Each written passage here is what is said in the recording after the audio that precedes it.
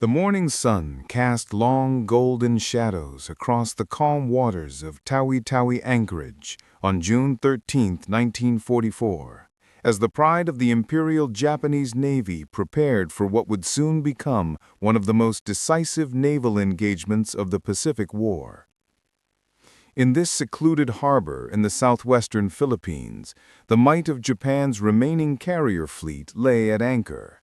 Among the assembled warships, the aircraft carrier Shokaku stood as both a symbol of past glory and a monument to Japanese naval ambition. Her sleek hull and towering island superstructure reflected the brilliance of pre-war Japanese engineering. Her flight deck, stretching nearly 850 feet, had once launched the aircraft that struck Pearl Harbor 30 months earlier.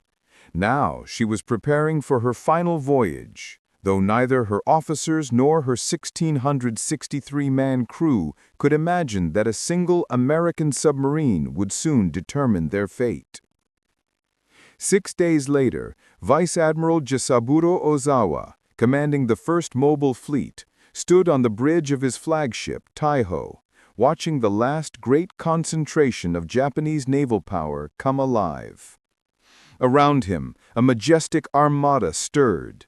The carriers Shokaku, Zuikaku, and Taiho, once symbols of Japan's dominance across the Pacific, were joined by heavy cruisers Atago, Takao, Maya, and Chokai, as well as 13 destroyers forming an impenetrable ring of steel around the capital ships. It was a sight to inspire awe, the final gathering of Japan's carrier might, a force that had once ruled the seas from. As the anchor chains rattled up through the hawse holes and the massive vessels began to move, thousands of sailors stood at their battle stations, unaware that within a week more than 1,200 of them would perish in the warm waters of the Philippine Sea. The fleet's destination was the Mariana Islands, where American forces had begun their invasion of Saipan. Their mission was ambitious, even grandiose, to destroy the U.S. Pacific Fleet's carrier force in one decisive stroke and save Japan's crumbling defensive perimeter. By mid-1944, Japan's strategic situation was catastrophic. The empire that had expanded so rapidly across Asia and the Pacific in 1941 and early 1942 was now shrinking under the relentless pressure of American power. The loss of the Gilbert Islands, the neutralization of Truk, and now the invasion of the Marianas signaled more than territorial setbacks. They marked the approaching endgame of the Pacific War. Saipan, in particular, was of immense importance. If captured, it would allow American B-29 Superfortress bombers to strike Tokyo directly, bringing the war to Japan's doorstep for the first time since the Doolittle raid. Admiral Soemu Toyoda, Commander-in-Chief of the Combined Fleet, understood this danger clearly. The loss of the Marianas would sever Japan's communication lines with its vital resource territories in Southeast Asia and expose the home islands to devastating bombing campaigns. In response, Toyota authorized Operation A-Go, a complex and risky plan that aimed to exploit what remained of Japan's fading advantages: the long range of its carrier aircraft, the support of land-based aviation from island airfields, and the superior gunnery skills of its battleship crews in night combat. The plan called for Ozawa's mobile fleet to engage the Americans in a decisive battle while they were committed to supporting the amphibious operations at Saipan. However, by 1944, the Imperial Japanese Navy was only a shadow of the force that had shocked the world at Pearl Harbor. Its most crippling weakness lay in the loss of its veteran pilots. The elite aviators who had executed the precision attacks at Pearl Harbor, Darwin, and Colombo were gone, lost in the deadly campaigns of Midway, the Solomons, and the Santa Cruz Islands. Their replacements were young, brave, but woefully inexperienced, rushed through shortened training programs that left them with barely 200 flying hours, a fraction of the 800 hours typical of their American counterparts. The fuel situation was equally dire.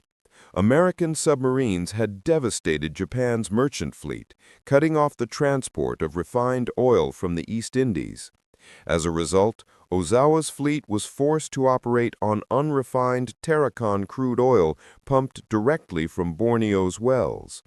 This heavy, sulfurous fuel produced thick black smoke that betrayed the fleet's movements, clogged boilers, and reduced maximum speed.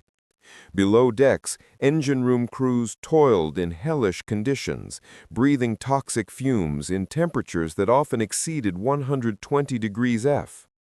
Despite these crippling disadvantages, on paper, Ozawa still commanded a formidable armada. The Japanese fleet consisted of 9 aircraft carriers carrying roughly 440 aircraft, supported by 5 battleships, including the massive Yamato and Musashi, along with 13 cruisers and 28 destroyers. Facing them was Admiral Raymond Spruan's Fifth Fleet, boasting 15 carriers with over 950 aircraft, 7 battleships, 21 cruisers, and 69 destroyers. The Americans enjoyed overwhelming superiority in numbers, radar technology, pilot training, and logistics. But Ozawa, ever the tactician, believed that clever maneuvering and the element of surprise might still yield victory. The strategic chess match between Spruance and Ozawa began even before the fleets left their anchorages. Japanese intelligence had accurately predicted that the Marianas would be America's next target, allowing Ozawa to position his forces for a counterstrike. His plan was daring. He would keep his carriers beyond the range of American aircraft while launching long-range attacks using his own planes, which had a greater operational radius. Japanese carrier aircraft, stripped of armor and self-sealing fuel tanks to save weight, could strike from 300 miles away, while American planes could only reach about 200 miles. Ozawa also counted on support from more than 500 land-based aircraft stationed on Guam, Rota, Tinian, and Yap. Together, the carrier and land-based strikes were intended to overwhelm the Americans in a single decisive blow. Ozawa organized his fleet into 3 main groups. The van force, under Vice Admiral Tako Kurita, contained the light carriers. Force A, commanded personally by Ozawa aboard Taiho, included Shokaku and Zuikaku, and Force B, under Rear Admiral Tojima Yoshima, consisted of the remaining carriers. On the American side, Spruance faced a difficult balancing act.